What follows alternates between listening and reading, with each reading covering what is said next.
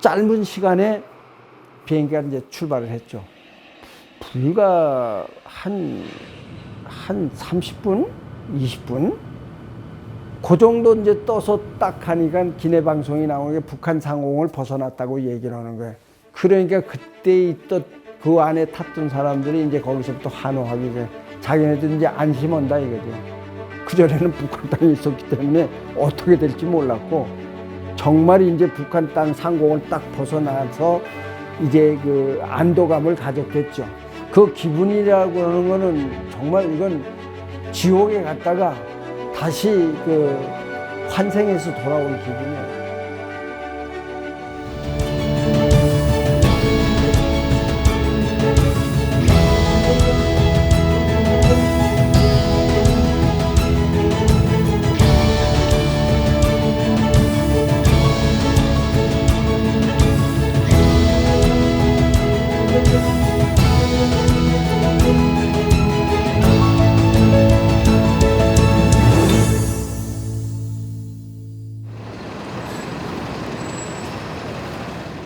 뉴욕 플러싱에 사는 김동철 씨 부부는 수시로 함께 외출을 한다.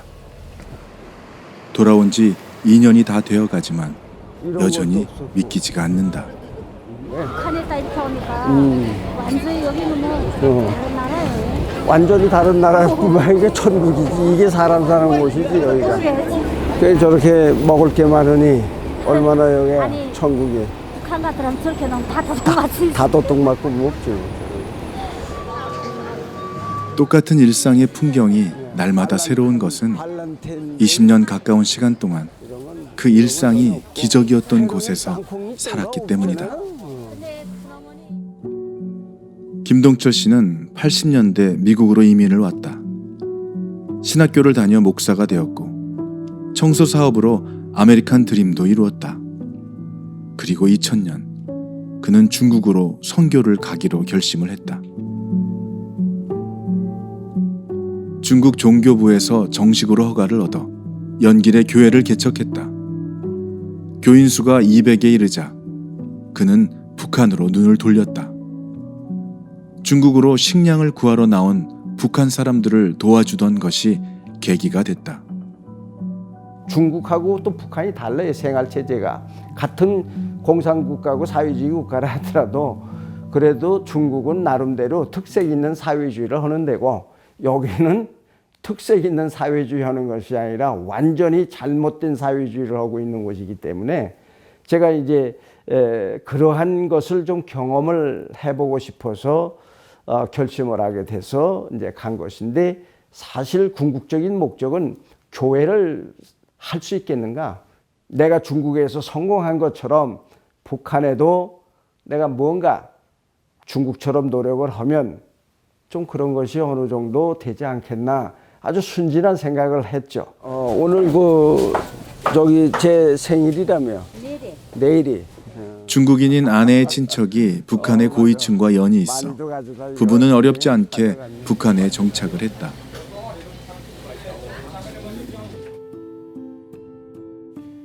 북한 정부는 외국인 신분인 그에게 북한 최초의 자유경제무역지대인 나진선봉 경제특구의 투자유치위원장직을 맡겼다. 하지만 처음 겪어보는 북한에서의 생활은 만만치 않았다. 중국도 이 경찰들이 그 외사에서 항상 나옵니다. 나와서 체크를 합니다. 그렇게 했는데 저기 들어가 보니까 저긴 그런 게 아니고 아주 밀착해서 감시를 하고 마치 이제 나를 안내해 주는 것처럼 하지만 그게 안내가 아니죠. 내 손과 발을 완전히 다 묶어놓는 거니까.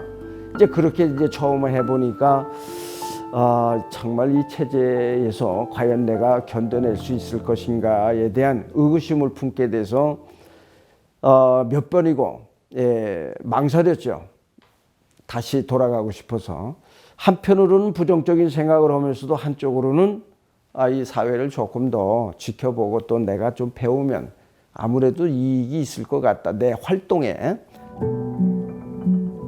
그는 미국에서 모은 전 재산 280만 불을 투자해 5층짜리 건물 3동으로 이루어진 외국인 전용 호텔을 지었다.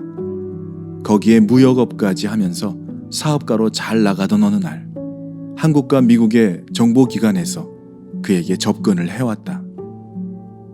일단은 한국인이고 또 미국인이니까 그래도 북한 사회에서 실질적으로 외국인이 이와 같은 포지션을 갖고 이러는 사람이 없다라는 거죠. 또 내가 파악해봐도 없습니다. 그러다가 이제 이분들이 좀 국가를 위해서 뭔가 좀 도움이 되는 일을 요청을 하겠는데 좀 도와달라.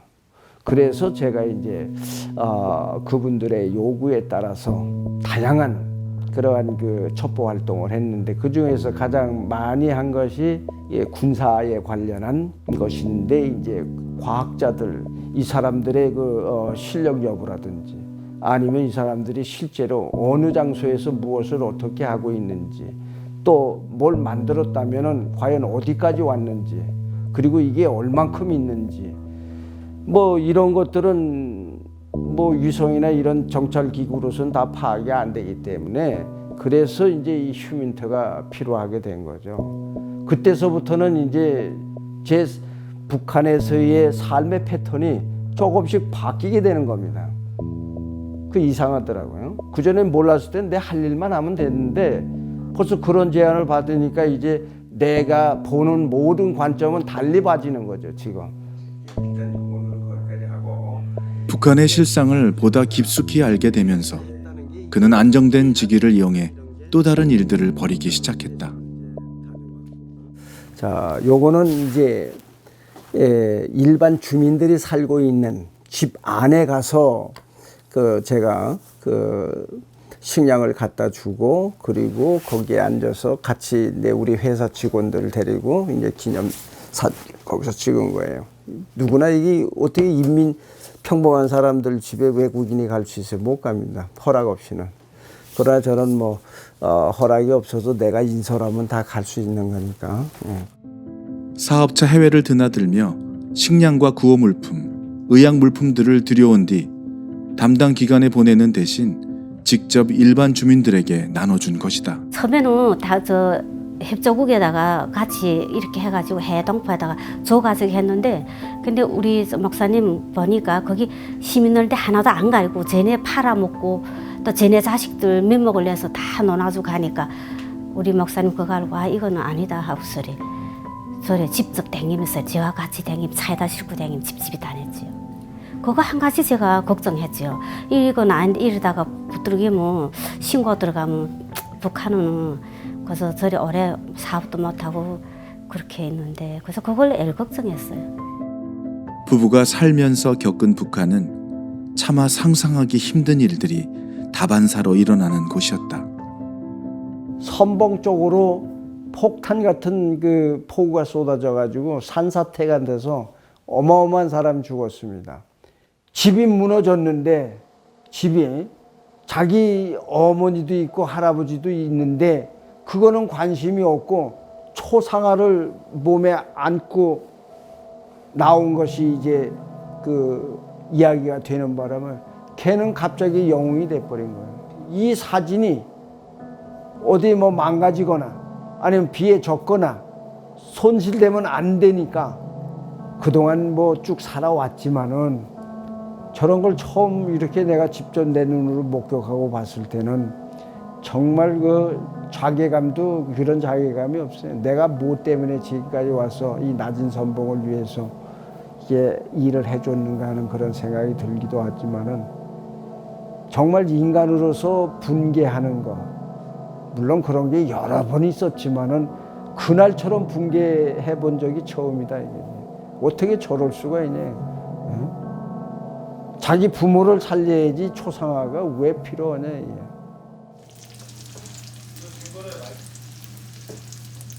북한에서 산 지 14년 만에 부부의 삶은 전혀 예상하지 못한 방향으로 흘러가기 시작했다. 당신과 해 가까웠고 접촉한 사람들은 다 불려갔거든요. 다 불려가고 거기 한 사람은 정무서식이 됐거든요. 내 생각에 죽인 것 같아요. 안 보이면 좋은 거죠. 죽은 것 같아요. 무슨 내통했는가 뭐 받아먹고 갑작스럽게 들이닥친 보위부에 끌려가 취조를 받기 시작했다. 이미 그들은 감시를 하는 동안 상당한 증거 자료를 축적해 놓은 상태였다. 많이 올려왔거든요.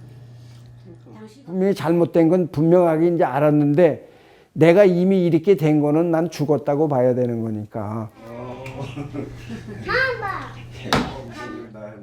결국 그는 간첩죄와 체제 전복 혐의로 노동교화형 10년을 선고받고 강제노역소로 끌려갔다. 그러나 고된 강제노동보다 더 참을 수 없는 것은 배고픔이었다. 식사라고는 풀기 없는 밥 한 덩이와 된장국, 절인 무 3조각이 전부. 땅을 파다 보면 벌레 같은 거 나와요. 군뱅이 같은 거, 스테이한 거 이렇게 구부러진 거. 그거 먹습니다. 난 그거 정말 이게 사람 눈이 뒤집히니까 다 먹는 걸로 보이는 거예요. 너무 배고프니까. 난 이렇게 배고픔이 인간을 치사하게 만드는 거 처음 봤어요. 그러니까 완전히 나는 사람이라고 생각하지 않고 벌레라고 생각하고 사는 거예요, 그냥. 네? 그렇게 한 3년을 그렇게 하고 나니까 정말 그 사람, 내가 봐도 사람이라는 생각이 들지 않는 거예요. 그러던 어느 날 기적 같은 일이 벌어졌다. 싱가포르에서 열린 첫 북미 정상회담을 앞두고 미 국무장관이 방북길에 북한에 억류된 자국민들을 데리고 나온 것이다. 그 중에 김동철 씨가 있었다. 미국에서 애만 태우고 있던 가족이 그의 소식을 전해 들은 것은 뜻밖의 인물로부터였다. 아버지 풀려나는 그날, 전날이죠. 전날에 화이트하우스에서 전화와. 화이트하우스에서 전화가 왔어요. 그때가 그 대통령님이 저하고 통화를 하고 싶다고 했었어요. 저는 그걸 진짜 거짓말로 생각했거든요. 세상에 우리가 대통령님이가 우리하고 통화할 일은 없을 거잖아요. 근데 진짜 대통령님께서 진짜 저하고 통화하면서 아버지는 진짜 좋은 분이시고 우리가 덮고 있으니까 아버지가 워싱턴 비행기에 내리면 진짜 우리도 보고 싶다고 대통령님이 그러셨거든요. 비행기가 워싱턴의 공군기지에 도착한 뒤 제일 먼저 그를 맞아준 것은 바로 트럼프 대통령이었다. 내가 뭡니까? 나는 아무것도 아니지 않습니까? 그런데 시민이 되었기 때문에 대통령은 이 일을 꼭 해야 된다는 거예요. 또 그 대통령이 해야 할 일이 바로 국민의 생명을 안전하게 지키는 것이 최우선이라고 이야기하시면서 바로 대통령은 그 일을 하는 게 대통령이라는 거예요. 그런 말을 할 때 정말 눈물이 나더라고요. 정말 미국인이라고 하는, 미국 시민이라고 하는 그 자부심이 그때 내가 느껴진 거예요. 운전하고 우리 옆에 앉아 갈 때는 진짜 아빠를 만나면 진짜 무슨 말부터 할지 그런 게 진짜 궁금했거든요. 그리고 아빠 보면 눈물 날 거라는 그런 생각 들었는데 있잖아요. 아빠를 딱 보는 딱 그 순간 멍하더라고요. 진짜 늙은 할아버지가 머리는 진짜 그 감옥에서 나온 사람들 머리를 완전 깍두기로 그 자른 거 있잖아요. 그 머리를 그렇게 자르시고 환자복을 입고 얼굴은 하얗게 찔러갖고 멍들어져갖고 저를 보고 있는 그 아빠가 진짜 아직도 지금 눈에 새롱새롱 거립니다. 미국으로 돌아오고 난 뒤 그의 극적인 생활과 북한에서의 경험은 세간의 관심을 모으기에 충분했다. 네, 건강하게 잘 계셨습니까? 네네. 그들도 이 바깥 세계를 봐요. 그렇다고 백성들이 다 보는 건 아니고. 그러나 평양에 관광이 들어오고 뭐 외국 사람이 들어오니까 몸집 발짓 다 보고요, 지금. 보면서도 그들은 느끼지, 바깥 세상은 지금 이렇게 어떻게는 되고 있다라는 거. 첫 번째 인터뷰 때 한 자리에서 5시간 정도 있었던 것 같아요. 그런데 시간이 가는 줄 모르고 계속 이야기를 듣다가 시켜놨던 밥이 다 식어가지고 그냥 그대로 포장해서 가지고 나갔거든요. 이 정도로 약간 새로운 이야기를 많이 들었었죠. 17년간 그가 겪은 일들은 외부의 시선 앞에 제대로 드러난 적이 없는 북한의 실상이었다. 그러나 그 민낯을 들여다본 대가는 컸다. 감각이 없습니다. 이게 다 두들겨 맞아갖고 이렇게 다 이게 구부러진 거예요. 이거 봐요. 이게 다 그때 당시에 뭐 구두발로 짓눌려갖고 이렇게 된 거예요. 이 사람들은 자기들 어떻게 뭐 요구대로 안 되면 분풀이 하는 거니까, 그러면 무슨 뭐 몽둥이가 됐든 주먹이 됐든 그걸로 자기들 직성이 풀릴 때까지 그 구타를 하니까, 그게 안 되면 이제 물고문 하는 거죠. 이제 이 물고문 때문에 내가 겪었던 그 순간순간의 그 살인적인 그런 어떤 불안감이라고 하는 것은 정말 겪어보지 않은 사람들은 쉽게 생각할 수 있겠지만, 진짜 겪어본 사람은 두렵다, 무섭다 이거지.